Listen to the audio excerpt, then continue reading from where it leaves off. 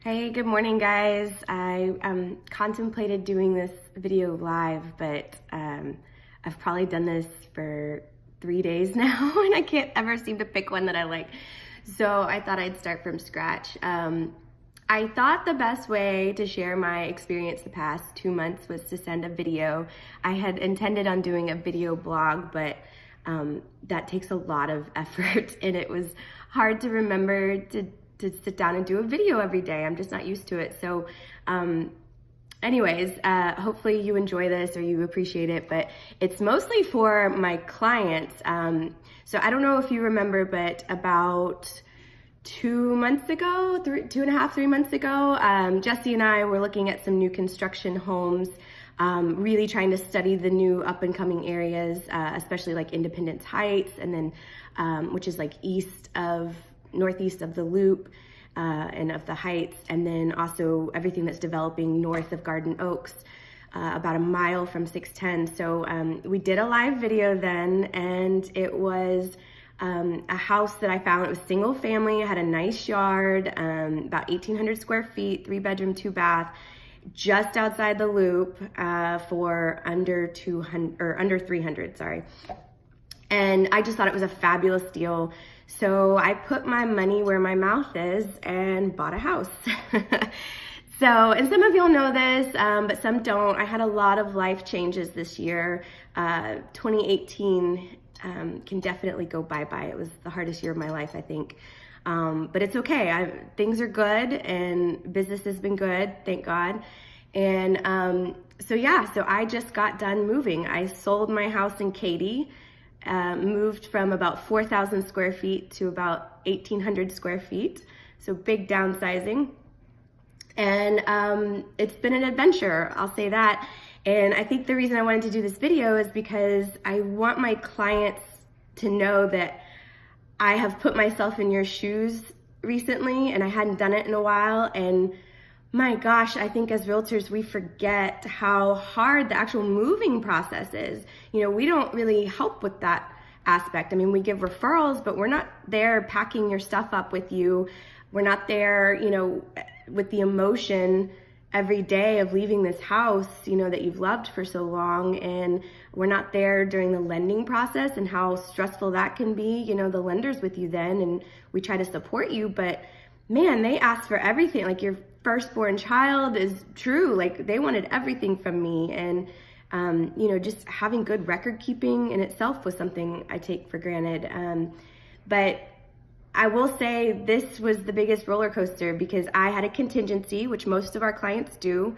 I had to sell in order to purchase.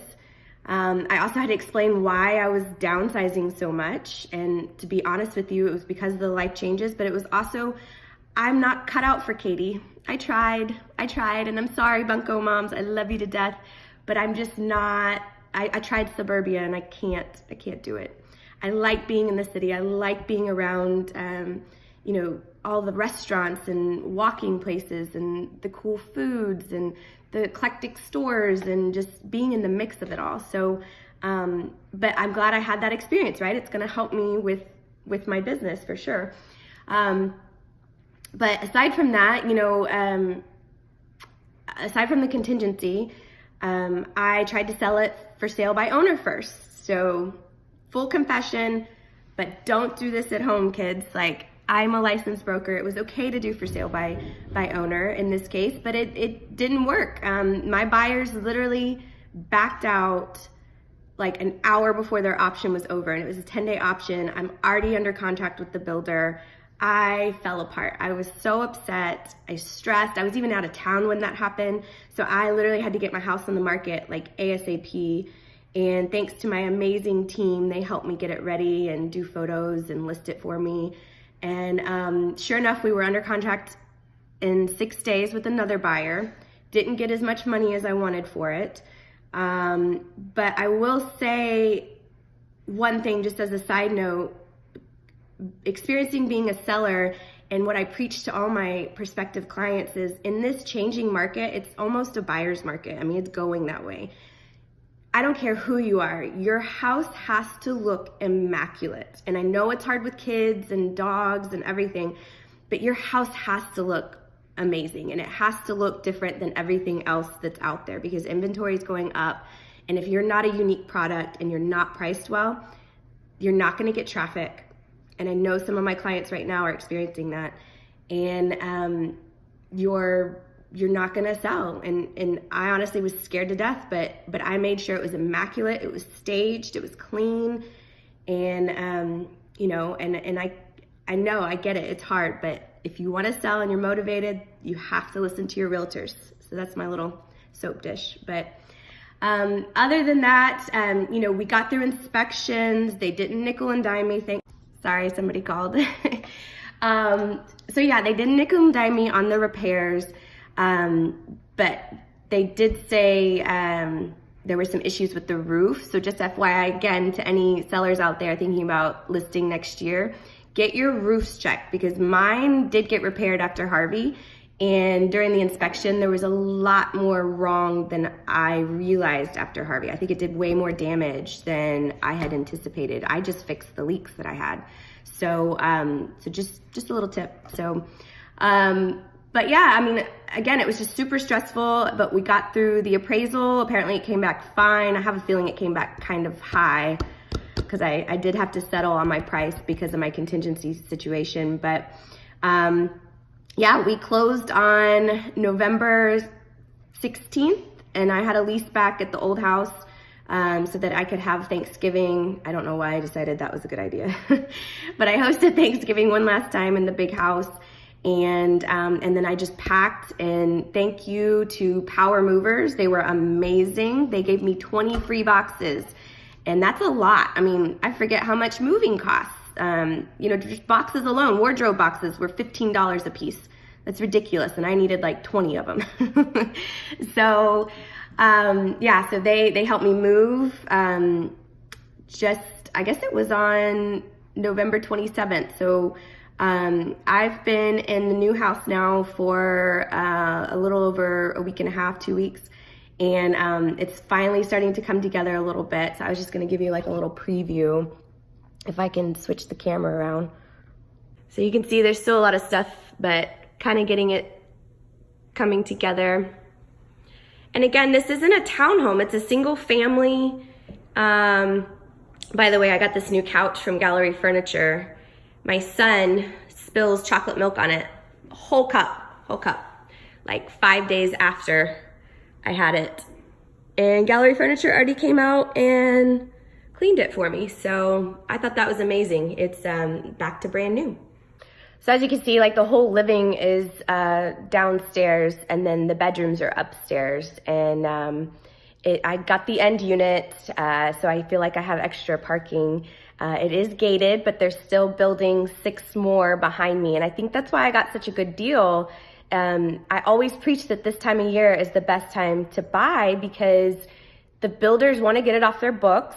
Or in my situation, he knew he had to sell the 6 that are here. I was the last one in order for him to get the financing to start what's behind me. So it's going to be just a 12 unit community. It's got a small HOA fee.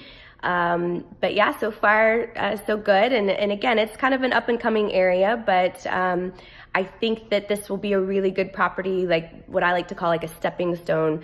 I'll be here for maybe 3 to 5 years and then use it as a rental or maybe an Airbnb and just leave my furniture in here. So yeah, just trying to build that portfolio, and it's something I've always wanted to do. But other than that, some of the things I learned that I need to keep in mind for my clients as well is when you buy new construction, utilities can be a bitch. Like they're hard. Like I was here for almost a week and a half, 2 weeks. I just got internet yesterday from AT&T. I mean, they have to bury a line. They didn't know where my address was. They kept saying that they had done unit F and they could do unit A, but not unit G, which I'm right next to those. I could touch them. So that was frustrating. I couldn't get the electricity on. They kept saying it was commercial still and that the builder was going to have to change it with CenterPoint, and the builder was saying to me, well, I haven't had any trouble, but thank God they kept the lights on for me for 2 weeks until CenterPoint changed it to residential again. So again, just all these little things that added up, and you know, mailbox keys, like had to fight about that too, just because it was new construction. Nobody recognizes the address yet. So yeah, I just thought I would share that with everyone, and this lets my friends and family know too. If you didn't know, now you know. I have moved back into town, and yeah, if you're interested in finding something similar, or you want to add to your portfolio, or if you're interested in looking in this area, or even Independence Heights, I mean, we've got a 2-story HEB going up. I cannot wait. I've been using that Whole Foods 365 off of Yale and 610. It's amazing. Just a really good setup over here, and you're so close to the Heights, close to the bike trails. But yeah, you've got to deal with some of the rougher areas around. But man, if you can get new construction a mile from the loop, a mile from the Heights for under 300, it's a good deal. So let us know if you're ready to make the move, or if you're looking to invest.